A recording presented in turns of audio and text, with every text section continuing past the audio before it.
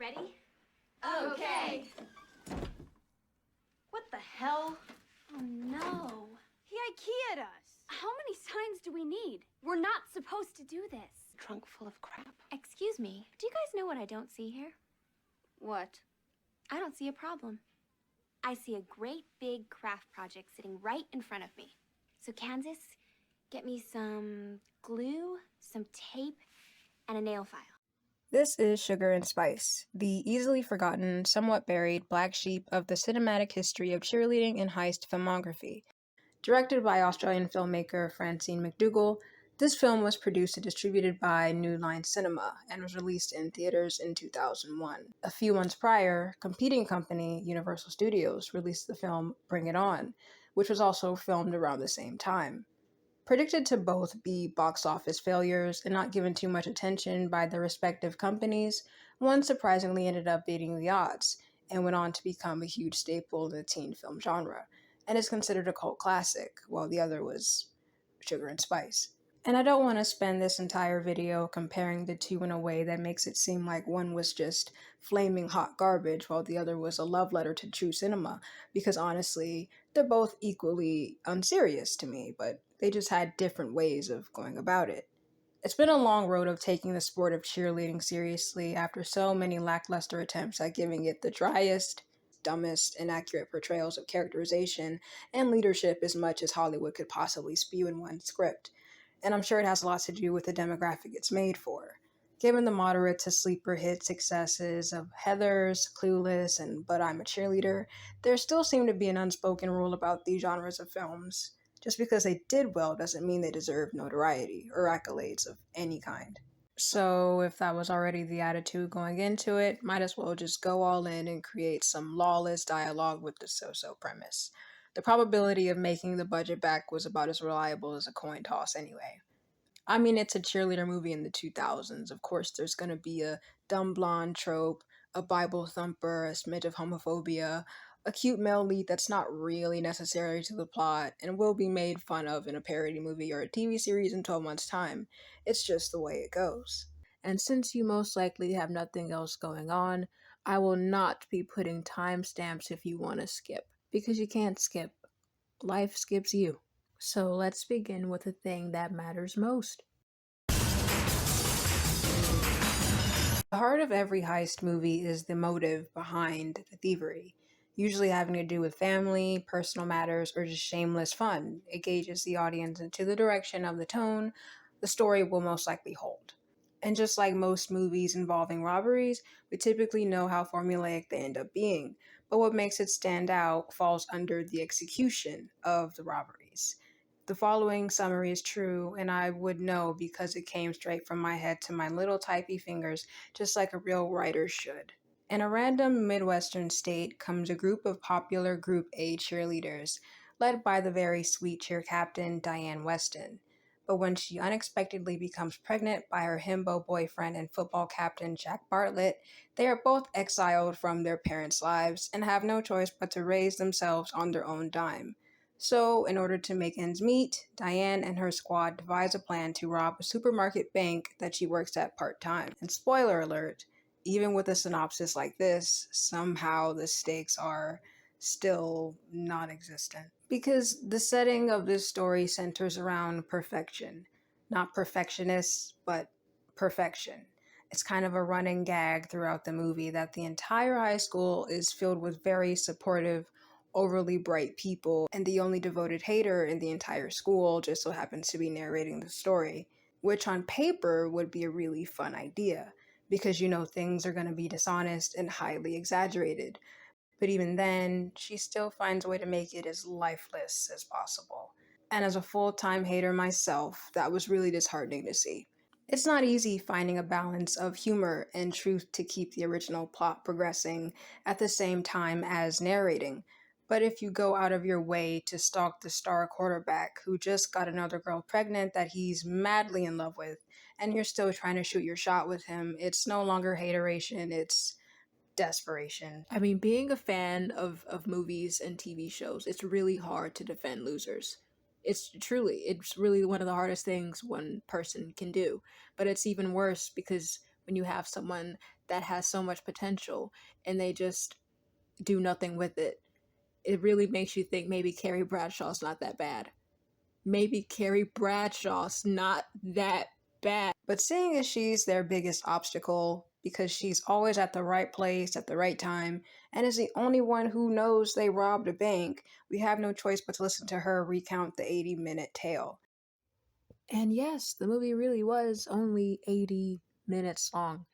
For a film released over 20 years ago, that was definitely not a good sign. And it unfortunately tells me that someone in a suit saw something there, and it was not the dreamlike fantasy of getting their money back. But changing gears, let's move on to the very well known plot of Bring It On, that's still talked about and dissected even today.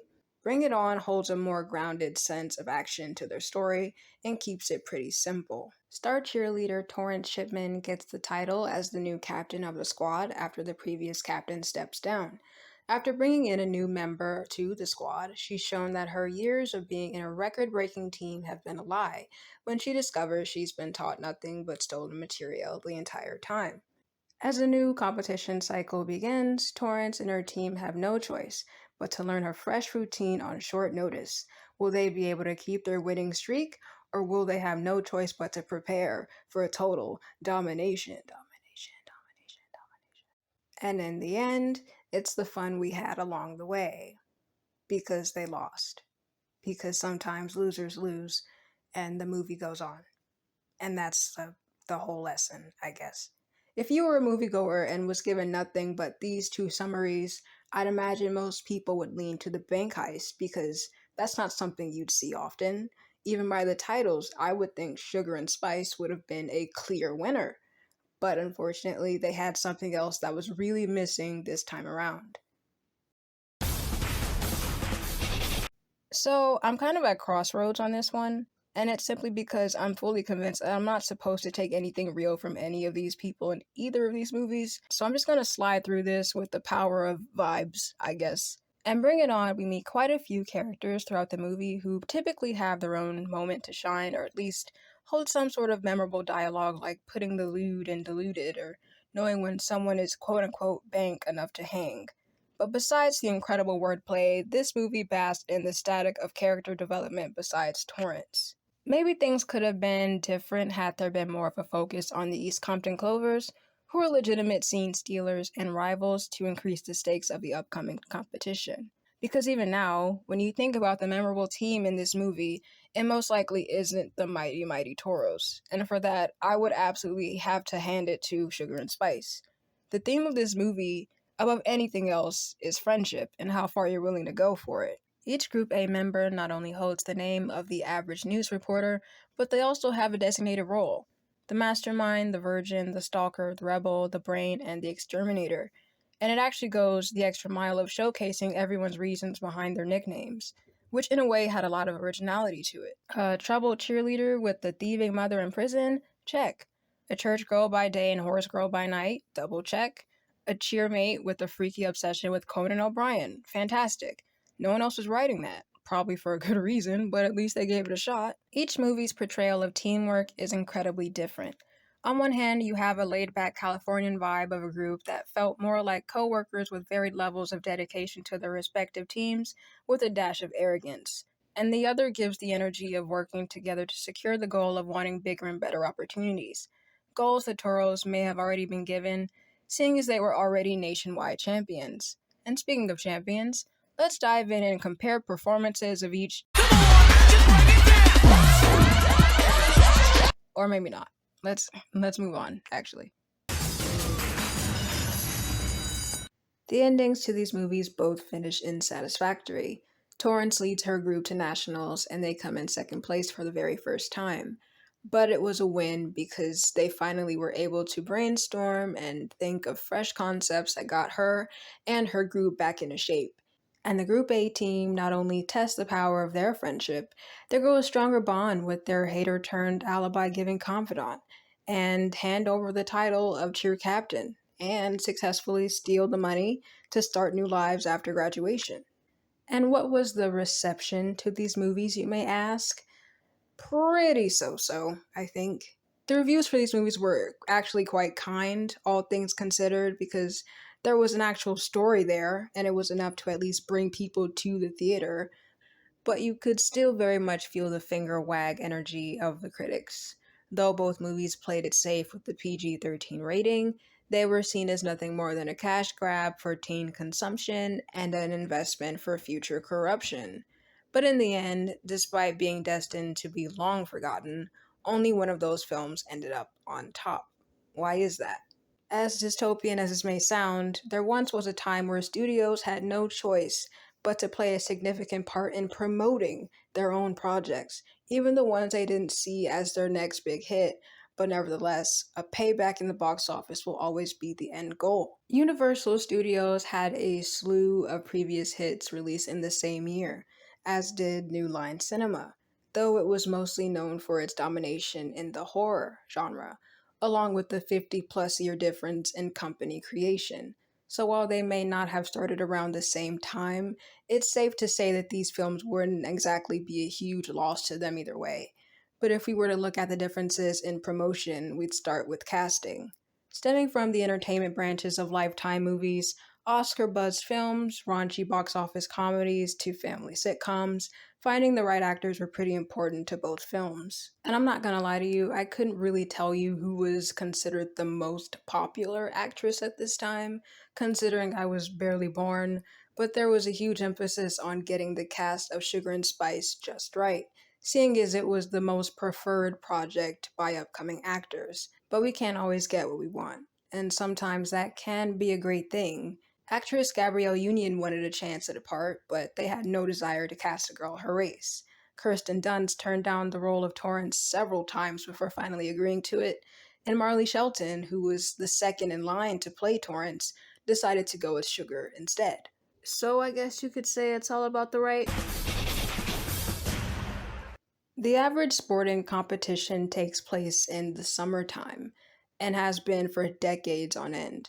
It's a better time for promotion, sponsorships, and furthering engagement due to the unbeatable force that is word of mouth. As both films were shot around the same time, unfortunately, there was a missed opportunity of undermining the power of a summer slot in the box office. Bring It On was released in August of 2000, which was close enough for the last of the summer schedule and gained an unexpected audience, while Sugar and Spice ended up with the release in the month of January following the new year.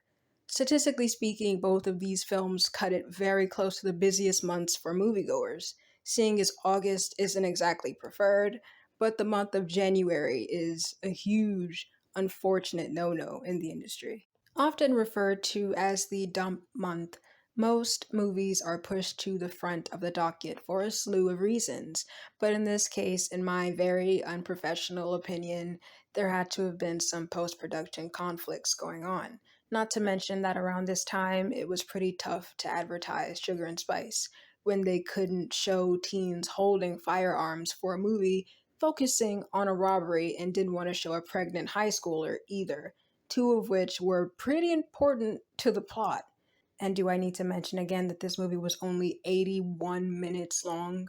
So I think it's safe to say that the hope for this movie standing a chance against Bring It On must have been incredibly slim. And in the end, can I say both films got exactly what they deserved? Yes and no. These were two movies that were women led that some very rich people decided to take a chance on, which is great. And one of them even decided to add a little bit more nuance to the situation, tackling race and the power of class. And the other focusing more on the theme of friendship. While it wasn't exactly expected, I think both movies accomplished the execution of their stories, while still keeping a lightheartedness to them. They both had the same budget, iffy dialogue, chaotic characters, and at the end of the day, it was still a fun time. We rarely get movies like these anymore, and when they do, it's straight to streaming and not even given their fair shake in theaters. So when I see a bubbling competition in movies that are released around the same time, I enjoy the debates, I enjoy the predictions, and most of all, I enjoy the time I waste while doing it. It's a weird chapter in Tinseltown, but on the rare occasion, we'll always have golden memories like these that we shan't not forget. Wow.